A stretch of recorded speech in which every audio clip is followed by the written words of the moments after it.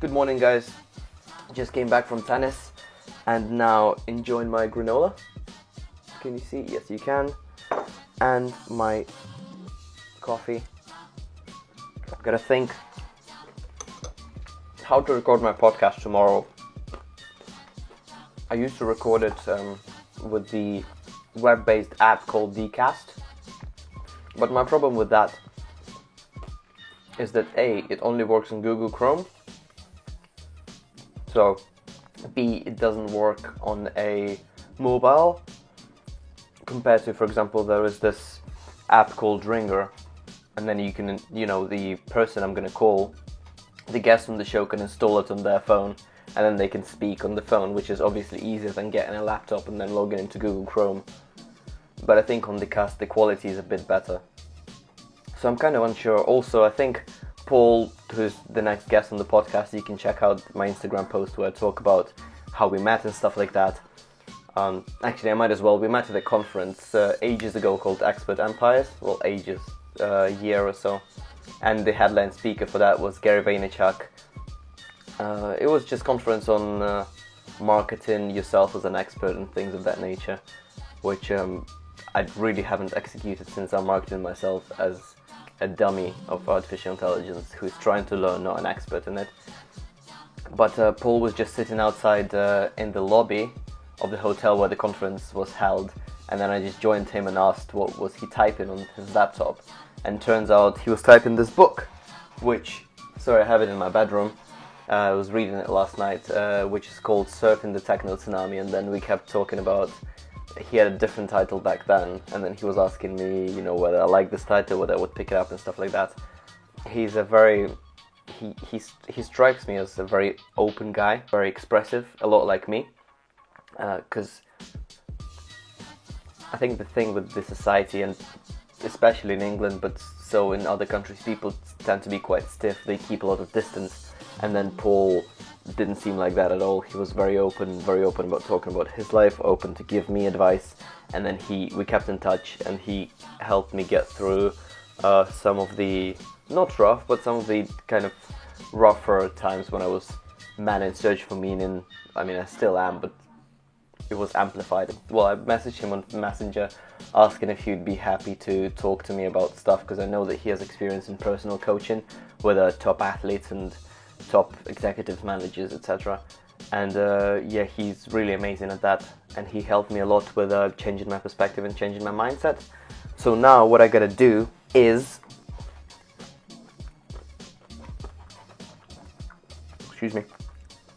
granola is the best. What I gotta do now is figure out how am I gonna record it tomorrow, and whether I need video or not, and how can I basically make it easiest, because I think in general with my podcast I'm trying to make it as easy for the guests as it can be, because I don't have too much exposure now, so I'm really not giving them that much, even though I try to link up the books and stuff like that, and the social media profiles and things of that nature. They invest their valuable time into Max Talks AI, which is this thing that I just randomly started. So yeah, I appreciate that, and I'm trying to make it super easy for them so that I can provide value to you guys. Great. What was that sound? That sound was crazy, man. Also, my vlog from the Luke Dormel trip is out now. And I want to do a little teaser trailer thing on Instagram, or just a condensed version of a vlog, just 1 minute. Just put it out as a thing. I have no experience in filmmaking, so don't expect it to be amazing. But it's better than nothing.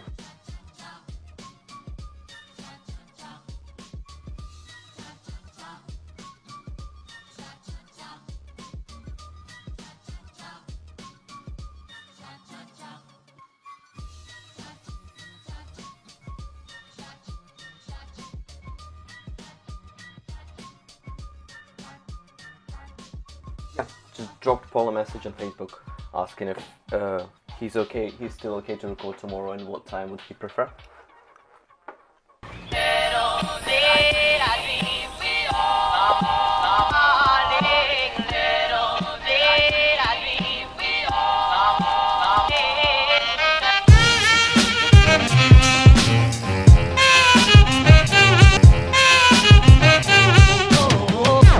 what's up guys, I thought I'd check in and let you know what I'm up to. All day I've been editing videos and replying to email. I feel like with more work going into, trying to produce content and trying to put together the pieces that I already have, the less time I have to actually explore artificial intelligence for myself and learn new stuff. I think I just need to get back into reading, articles, reading papers about AI, also blogging. I've been pretty lazy with, and I haven't been doing that as much. So one of the negative sides that I got from, graduating from law school, my style of writing is really lawyery, and I find it really boring. So that I'm trying to change it into something a bit more digestible and a bit more dynamic. But other than that, on the agenda now is dropping an email to this gentleman Paul, sending him the cast dial for podcast that will happen tomorrow at 10 a.m. I'm extremely excited for that, and I already know how I'm going to structure it, as in the episode, and the structure is going to be extremely loose. We are going to talk about the book, but I want to explore some of Paul's views on AI and what it's going to do to identity of individuals, as well as general influence of technology on, the amount of anxiety and the amount of depression that we're currently seeing, at least that I'm currently seeing in London. So this is what I'm going to do now. Another thing I wanted to talk to you about is the strive to make everything perfect. And I don't usually suffer from that, and I'll explain what I mean by suffering in a bit. But I don't usually suffer from that, but I feel that with this video stuff, I think some of the things that I put out, to me, I think it looks a bit crap, so that I do my best to make them better. But the thing is, my skill up until now, and I'm documenting my journey of improving in recording audio, writing and video making for the purposes of educating the masses on artificial intelligence. But I think that my level of skill can only go this far at this point, right, in terms of the time I put in. And then putting in 9 hours to improve a video by 2% is not really something that is an amazing investment of your time, I feel. So this is why I just started, today I was just like, I'm gonna edit it when it's decent and watchable. Hopefully the message is somewhat strong, hopefully I'm somehow entertaining or educational, and I'm gonna just put it out and whatever, let the people see. And maybe like if one person learns something from any of my videos or blogs or whatever, like that's the best. This is it. Like I think to me, mission accomplished pretty much. Yeah, so that's the way I see it. Isn't it a show, The Way I See It? No, it's Alan Sugar's book that I read a while ago, maybe 2 years ago. It's pretty cool. Like, why are you not replying? Paul, please reply to me. You didn't hear this. Also, this book, World Order by Henry Kissinger, I feel like you could notice that I've been reading it for a while, and it really, to me, I'm only maybe a third through, but I am taking my time with this book. This book is very history oriented, so it's obviously about the world order and how the empires rose and fell, and how the current world basically came into being in terms of the geopolitical order, and also geoeconomical, and etc. But the way he describes, and I mean Henry Kissinger is the best on this subject, I think. One of the best, at least, from the authors that I've encountered. Yeah, the way he basically pieces it all together does require some solid, uninterrupted, undivided attention. And at night, when I'm about to sleep, I'm not really super sharp like that. And this is usually when I have, when I used to work full time, I would, I had about an hour commute, 2 hours commute altogether a day, so that I would focus on some heavy reading in those 2 hours. But now I think I read a bit in the morning, and I read quite a lot at night. But at night, I just fall asleep. I open this book and I just fall asleep. Not because it's boring, but it's just because I think my brain does not really want that at that hour. But I'm getting through it. Now it's the chapter on the United States and Iran, and it's been super topical, obviously, with Donald Trump pulling out from the Iran deal. So I'm reading about that. And he has a chapter, which is chapter 9, and that's on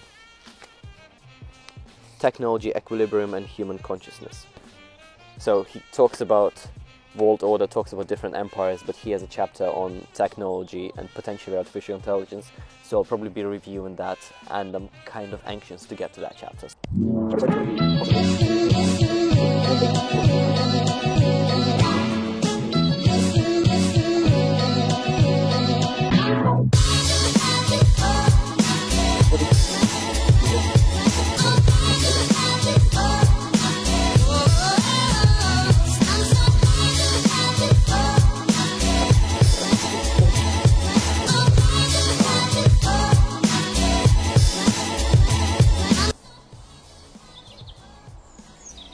There's like all kinds of birds in my garden.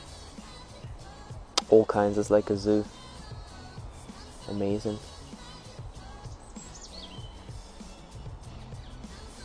Just had the thought, but I feel like saying it is a bit pretentious and is making me seem like, oh, everything I think about in the day is like artificial intelligence, which is obviously not the case. I think about bacon. Anyways, I was just thinking that maybe what we are to birds is what artificial intelligence will one day be to us. And then the way we see birds might be the way AI sees us. Instead of confrontation, between AI and humans, or some sort of an augmentation or collaboration, it's going to be much simpler. It's just going to be two species on very different level of cognitive ability coexisting. I mean, I don't know if it makes sense, but what if it does, You never know. What if it does? Then what? Huh? I mean, it can.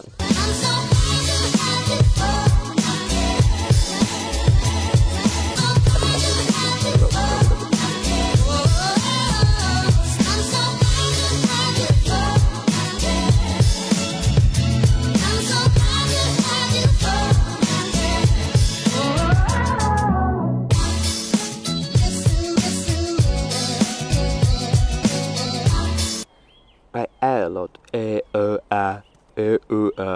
Why are you doing that? Can't you speak? Surely you can speak, man.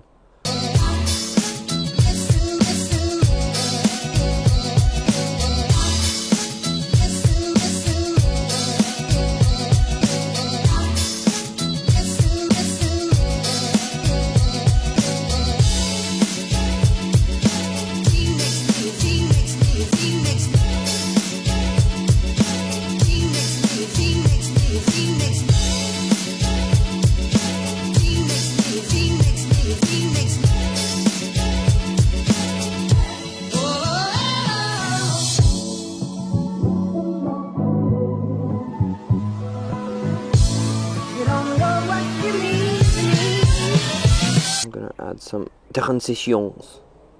Adding transitions. Cross dissolve. There is this one called flow. That is the best ever.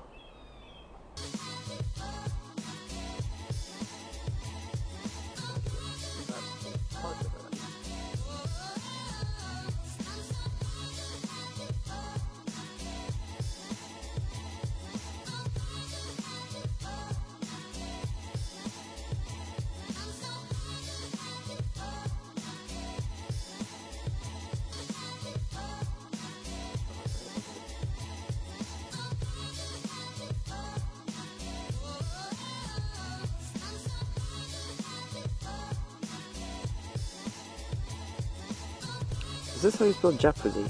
J-E, Jeopardy.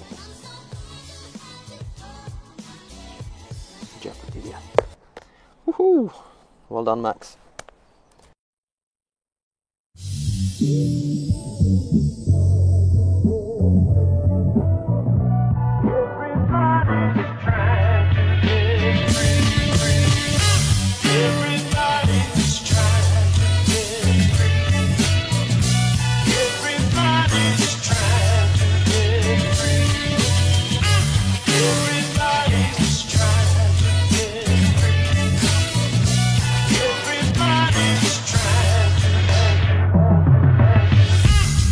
Someone retweeted what I posted recently.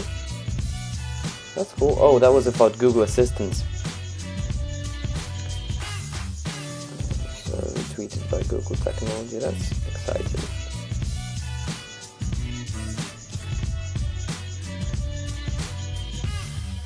Boom.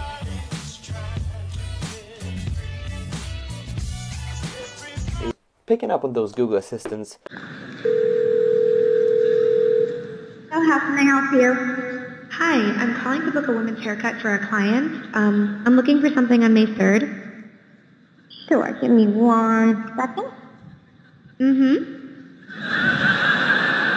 They are making that virtual assistant that is AI based sound human and have human flaws, like for example my constant ms and ahs and you knows and likes, and the list goes on and on. They are on purpose incorporating that into their virtual assistants. They're misleading the caller into thinking that it's a human that is responding to the caller. So I think those, in some situations, this sort of algorithm can cause real problems. For example, if this is a matter that you need a human to resolve, for example, something connected to the context of the situation or maybe some emergency of some kind, I think leading a human to believe that they're talking to another human, but then on the other side there is in fact an AI, I think that can cause one, friction between the company and the consumer, and B, it's just dangerous in some settings, because I think as humans we expect a different, a higher standard of care from other humans connected to when we speak to chatbots. So I think in terms of chatbots and virtual assistants and call centers and stuff like that, I think companies need to think about making sure that they communicate or make it understandable that you're actually communicating to a machine, and you should treat the encounter accordingly. That's just my 2 cents on this.